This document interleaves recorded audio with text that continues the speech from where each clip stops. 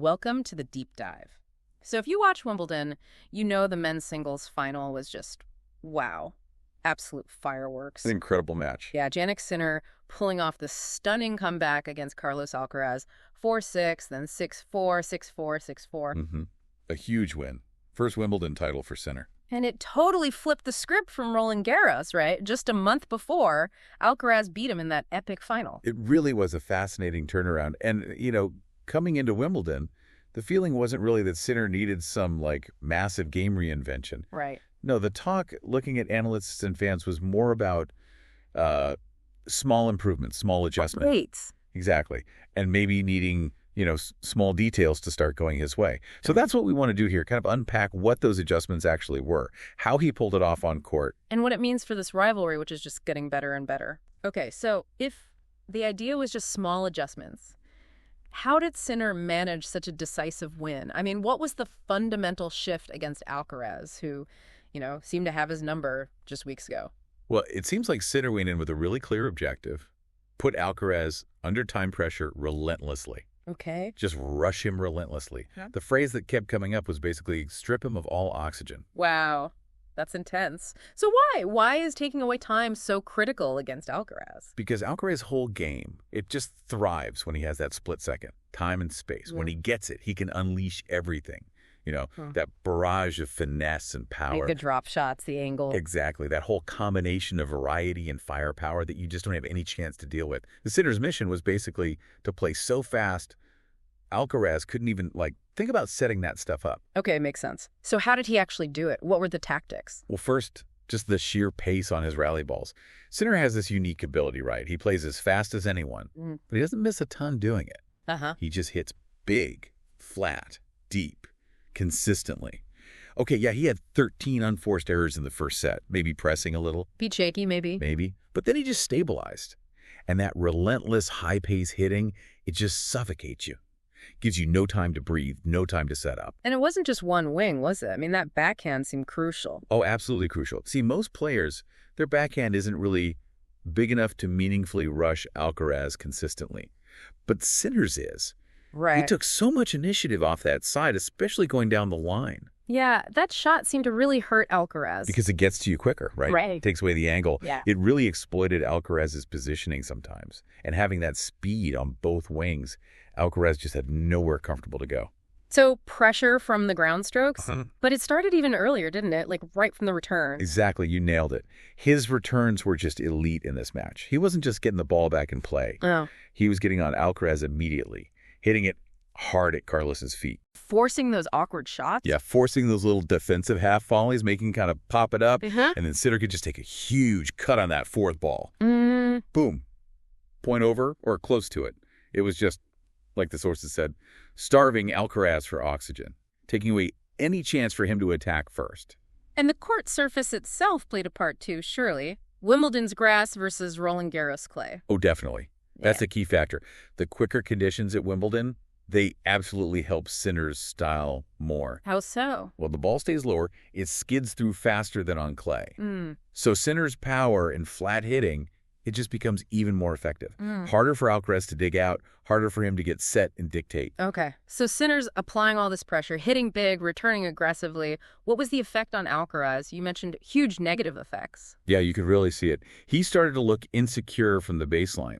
Just didn't have that usual confidence when the rallies extended. And it seemed to bleed into his serve, too. His first serve percentage was pretty low, like 53%, but he was hitting bombs 125 mile per hour, 15 aces. Seemed almost desperate. Reckless is maybe the word some sources use. Yeah. It looked like he was overhitting his first serve, maybe fishing for aces. Trying to avoid the rallies. That's the feeling, yeah. Like, he didn't really want to get dragged into those baseline battles because Sinner was controlling them. He wanted quick points off the serve, didn't want that smoke, as they say. And the drop shot, his signature weapon, it just wasn't working for him here. No, largely ineffective is how it was described. He was often trying it off balls that were coming way too fast. So not from an attacking position. Exactly. It looked more like a bailout, like get me out of this rally. Super high difficulty shots. It only really worked near the end of that first set, when he actually had court position to hit it properly. So basically, Sinner's pressure just shrunk Alcaraz's options, constricted his game. That's a great way to put it. His usual variety was constricted. You saw a lot more straight line hitting from him. Less angles, less touch. Just reacting? Yeah, mostly shock absorbing and reacting, Mm. not manipulating the point like he loves to do. And honestly, he just looked like he was hating the rallies. You could feel the frustration. Totally. He never got into doing what he likes to do, which is take charge, be creative. There was a lot of negativity, the body language. Even when it was on serve in the third set, one source said the joy just seemed to leave his body. Wow. Okay, let's shift to serving. Because Sinner's coach, Darren Cahill, said pre-match something like, a lot will come down to how they serve, and that Sinner needed to be bold and brave. He definitely delivered on that, Yeah. especially the second serve. That might have been the best thing that Sinner did in this match, beyond the ordinary. Really? How so? Those big second serves in massive moments. Okay, third set, crucial point, 3-4-30 all, break point against him. If he loses it, he's down 2-1. Huge pressure. And what does he do? Hits a 117-mile-per-hour out-wide slider. Just boom, That's a three-point. slider, so lots of spin moving away. Yeah, slicing away from Alcaraz. Then, fourth set. He's up 4-3, but facing 2 break points, 15-40. Oh, boy. Hits a 110-mile-per-hour hard slider out wide, again with a lot of tail on it, service winner. Then on game point, a 118-mile-per-hour second, serve up the tee. Just fearless. Those are those I'm him moments people talk about, right? Stepping up under pressure. Absolutely. If that mentality, backing yourself to go for it when everything's on the line, not just roll the ball in, that takes serious nerve. And it wasn't just blasting it either. You mentioned sliders, but he was mixing it up. Oh, yeah. He used hard slice serves into the body sometimes, or into Alcaraz's forehand, trying to add width, but also keep the pace up, and importantly, vary the height. Slice serves don't bounce high like a kick serve. Right, keeping it low on the grass. Smart. Very smart. And look at the stats. Sinner won 61% of second serve points. Alcaraz only won 51%. Big difference. Huge. And double faults. Sinner only had 2, Alcaraz had 7. Sinner's average second serve speed was actually higher too, 108 millimolar to Alcaraz's 105 millimolar. So Sinner was bolder, more effective, and more consistent on the second serve. And Alcaraz, on the other hand, sounds like his second serve really let him down. Yeah, he seemed to lose confidence there. He was getting hurt on it. Sinner was attacking it. What was he hitting? Mostly just standard kick serves to Sinner's backhand, high bouncing serves. But against Sinner, who has maybe the best aggressive backhand return in the game, it just wasn't good enough. So Sinner was teeing off. Pretty much. Led to double faults from Alcaraz trying maybe too hard, or return winners for Sinner, including that fatal break in the fourth set. It kind of mirrored some issues he had against Djokovic in Australia, On quicker courts, that second serve can get exposed if it's not spot on. Interesting. Okay, so we've talked about the baseline power, the returns, the serves, but sources also mentioned a key Sinner adjustment was forward pressure behind the power, especially on the +1. Can you break down +1? Yeah, so +1 is just the first shot you hit after your serve, or the first shot after your return. Gotcha. So Sinner wasn't just hitting a big serve of return and staying back. He was actively looking to follow it up. Step in on that next ball, the +1, and take it early, often coming forward. So more serve and volley or serve plus approach? Exactly. Way more serve plus approach shots. The goal was to terminate more points quickly when he got a short ball, and also to neutralize Alcaraz's defense by taking time away again. That feels like a big tactical shift for Sinner, and the numbers back it up. They really do. Yeah. Sinner came to the net 40 times, Alcaraz only 23 times. Wow, almost double. Yeah, and they both won about 75% of those points. But Sinner just created way more opportunities to get forward, partly because his serving and returning were setting it up. That really shows his evolution, doesn't it? Because net play wasn't always seen as his biggest strength. Not at all. It really highlights his skill development. This isn't something that comes naturally to him like baseline hitting, but he's clearly worked on it, adding that dimension. It's a big improvement even from last year. And weaving through all of this, the tactics, the execution is just Sinner's incredible mental game, his unflappability. Oh, it's astonishing. I mean, think about it. You suffer an absolutely excruciating loss in a major final at Roland Garros. Right. Heartbreaker. And then 1 month later, you bounce back and win Wimbledon. That's insane mental strength. How does he do it? He's been called basically a robot. Yeah. Just his ability to turn the page, block everything out, all the outside noise, and go to work. Becoming world #1, new expectations, dealing with off-court stuff like anti-doping things or changing his team. Nothing seems to faze him. He just keeps performing. Exactly. And that feeds into his on-court fearlessness, hitting those ballsier second serves, or those incredible shots like that godly running forehand down the line, or the sliding open stance two-handed backhand winner, just instant death counterattacks. And he handled the nerves of closing out the final really well. So let's talk about the rivalry itself now, because despite this intensity on court, off court, there seems to be this real mutual respect, even genuine joviality. It's really impressive, isn't it? They battle like crazy, but afterwards it's all smiles and respect. Yeah.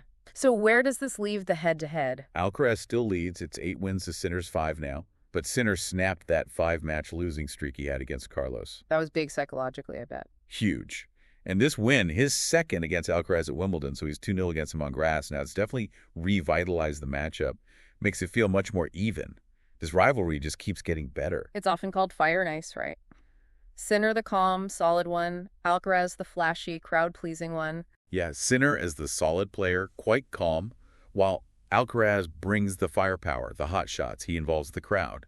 That's the general narrative. But this result, and maybe the pattern emerging, makes you question some assumptions, like who suits which surface. Exactly. The old thinking was maybe Alcaraz, the natural surfaces guy, clay, grass, and Sinner, the hardcore guy. Right. But maybe it's more about the speed of the court. That's an interesting idea from the sources. Look at it. Sinner is now 3-0 when they play in quick conditions. Which are? Miami, which is a fast hard court, and now the 2 Wimbledons on quick grass. Okay. And Alcaraz's wins. He's beaten Sinner on slow hard courts like Indian Wells and Beijing. And okay, he did win at the U.S. Open in 2022, which can play faster, but maybe wasn't as quick as Miami or Wimbledon this year.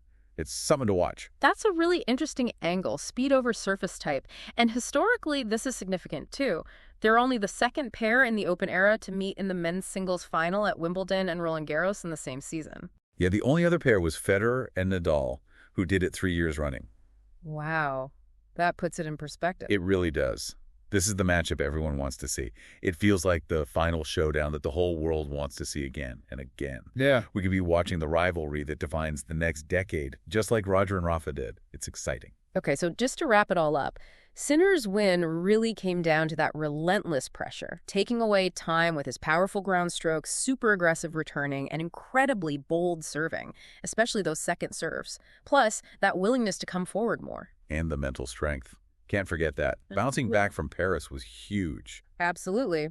While Alcaraz, maybe for the first time in a huge final, looked rushed, couldn't deploy his usual variety, struggled for consistency, particularly on the second serve, and just seemed frustrated. Yeah, forced into being reactive, which is not his game. It was a massive win for Sinner, and notably, it broke Alcaraz's perfect Grand Slam finals record. He'd never lost one before Sinner beat him here. So, the final thought for everyone listening. What does this mean for Alcaraz now?